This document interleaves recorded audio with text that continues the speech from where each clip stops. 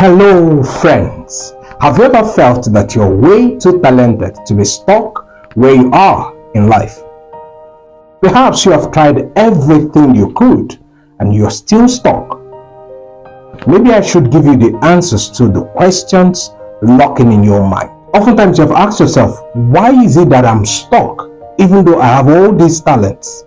All these questions have been lurking in your mind, trying to find answers. I'm giving you the answers right in this video. Stick around.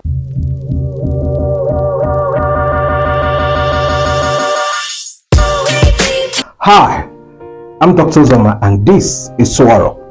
If you're new here, hit that subscribe button and also hit the like button. It helps the algorithm to notify you whenever I drop an amazing video just like this one. Now let's go right in. Talent alone does not get you from point A to point B. It does not get you from where you are to where you would like to be. In fact, talent alone is never enough because it does not show your preparation. No man ever created wealth with talent alone. You've got to exert yourself. You've got to engage yourself every time. Without engaging yourself, you cannot move from that point where you are to the next level. Not applying yourself is putting yourself out of the frequency of wealth. Until you realign yourself with the frequency of wealth, you cannot become wealthy. It's like a radio. A radio is talented to receive radio waves, but it is its preparation that has to be switched on. A radio is talented, of course you know, a radio is talented to receive radio waves. Back in the days when we used to have physical radios, today it's built into your smartphones and all these smart gadgets. But back in the days, it used to be a physical radio. That radio is talented to receive radio waves. You don't even see it. I don't see it. Nobody sees the radio waves. But it's talented to receive it. But it is its preparation that has to be switched on. Did you notice how I said that? It is its preparation that has to be switched on. So every time it is switched on, it is prepared to receive the radio waves. That's exactly what happens. With your talent alone, you can't get that far. You have to switch on your preparation. You have to apply yourself, literally. Applying yourself is now switching on your antenna, switching on your perception to receive the waves of wealth. So the question is, can you apply yourself? I've seen a lot of people who are talented. In the course of my work, I've seen a whole lot of people who are talented. But the problem is always applying yourself. Starting a business is a beautiful thing. I mean, the most beautiful day in your life is the first day you started your business. But applying yourself means getting up every day to go back to serve your customers, putting the work in every day. No exceptions. Every day you put in the work. You exert yourself just so that you can move from where you are to where you like to be. In an interview, Usain Bolt was asked about his journey, and he said he trained for 4 years just to run for 9 seconds. He said most people give up when they don't see results after 2 months. Can you imagine that? Training for 4 years just to run for 9 seconds. So when people see him today, they applaud him and appreciate him, but what he did was beyond talent. He exerted himself. He applied himself. The discipline of getting up every day to put in the work, train hard, even when there is no race ahead of you. You would have to train for 4 years just to run a 9-second race. That is what is missing in your case. You would need to apply yourself if you want to get out from that rut where you are and move ahead in life.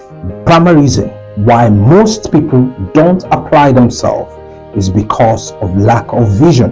Where there is no vision, laziness breeds, and where laziness breeds, poverty grows. A vision is a sign of your preparation. It's how you show yourself first that you're ready and prepared to go the journey.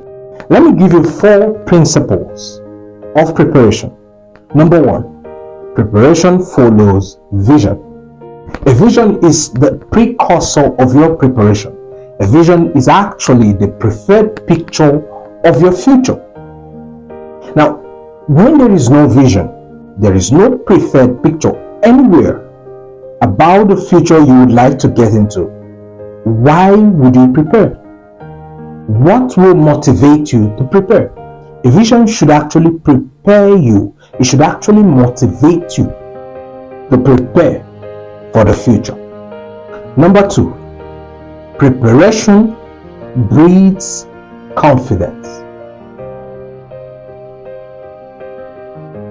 You know how confident you are when you prepare for an exam or prepare for a lecture, prepare for a task ahead. It breeds this confidence in you that you know you could kill it.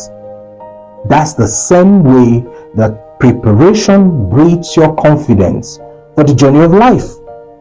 You can't possibly get to the top winging it. You would have to prepare yourself and put in the work every time.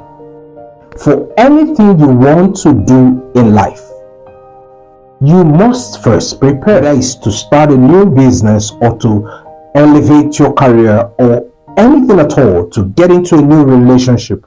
You must first prepare. Without preparation, it is very obvious and very likely that you will fail. Preparation is how you gain the confidence to deal with the forces prevalent in that area of life, whether it's in your career or in your business. And in business, we'll be dealing with market forces. That you are prepared is what gives you the urge to deal with the market forces. And when I talk about market forces, I'm talking about the force of demand and force of supply.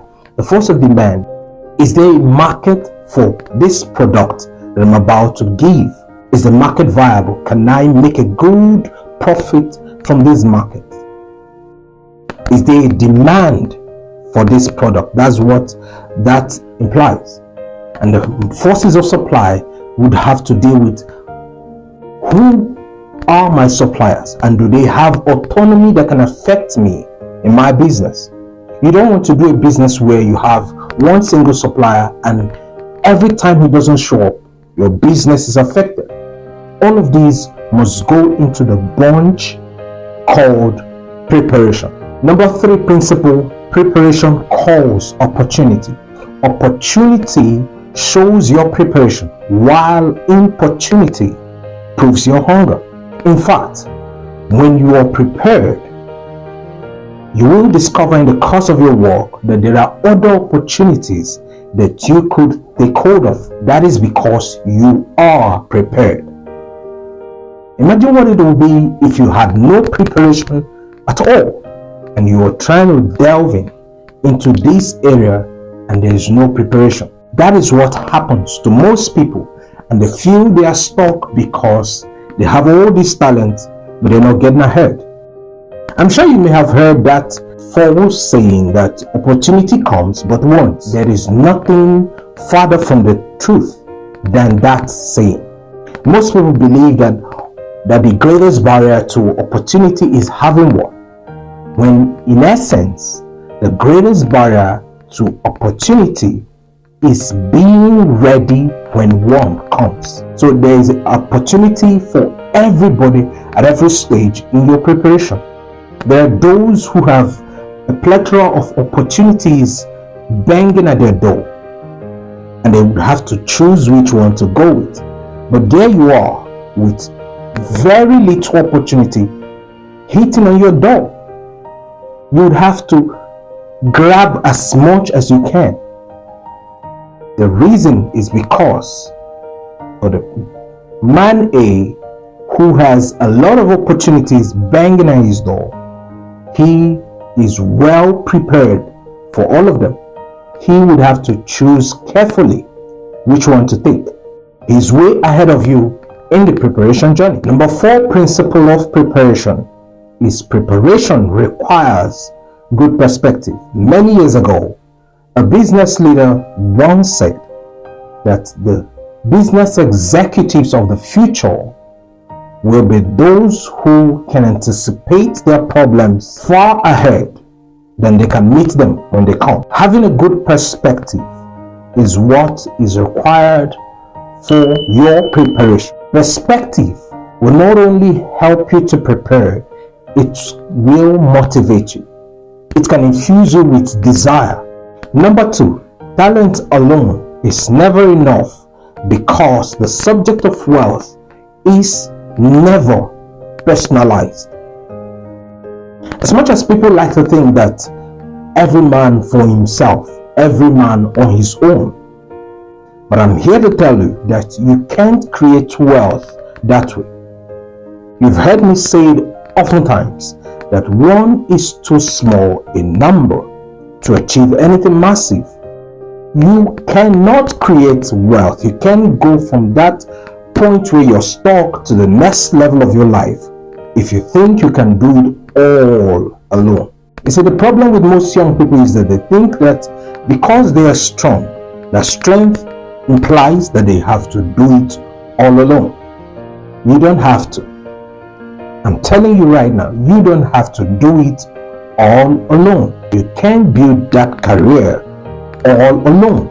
Think of anything in this life and tell me if you can build it all alone. Please give me your comments in the comment section. Think of any area of life where one can do it all alone. Let's get back to Usain Bolt.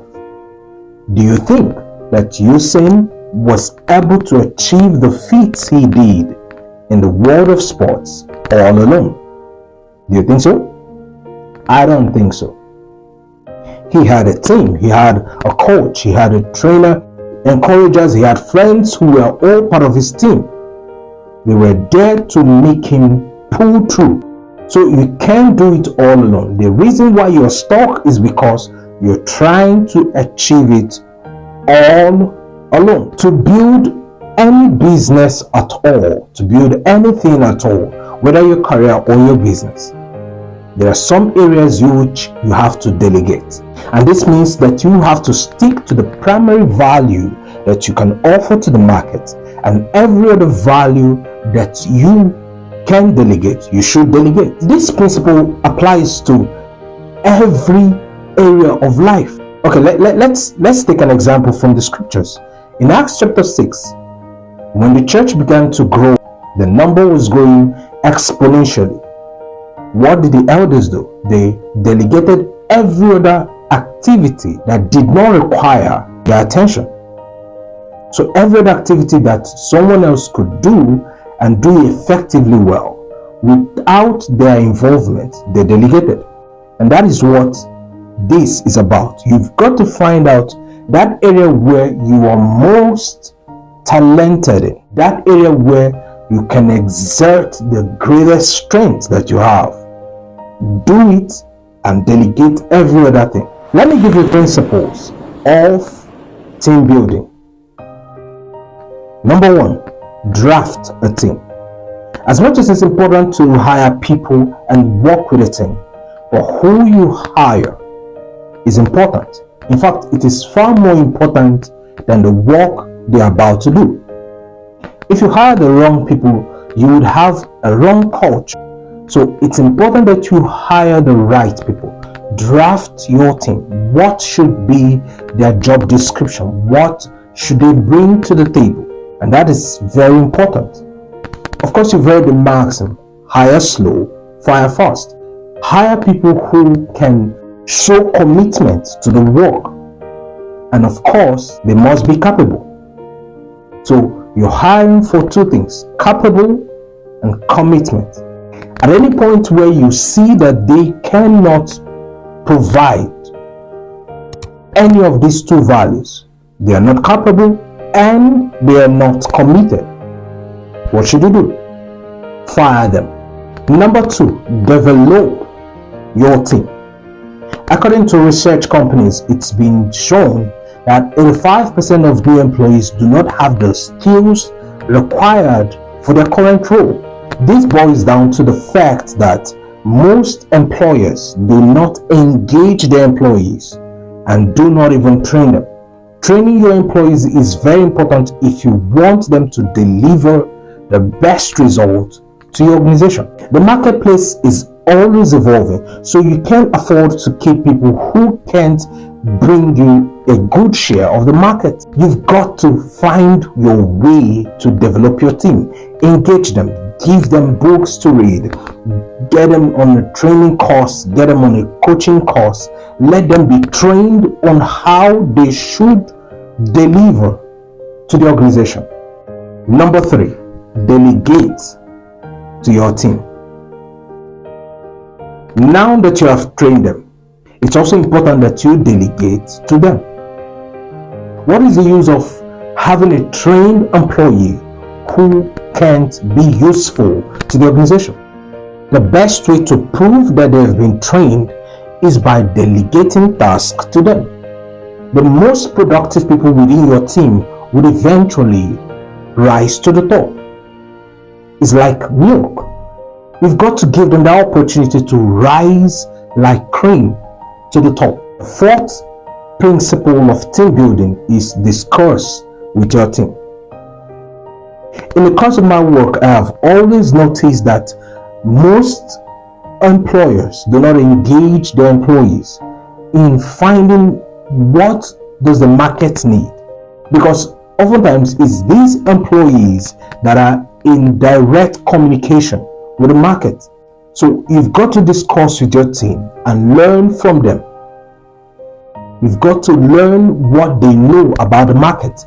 If you don't, you're going to suffer in your business. Number 3 reason why you may be stuck in life where you are despite your talent is that talent alone is never enough, because it does not prove your knowledge. So relying on talent alone may prove that you lack business knowledge.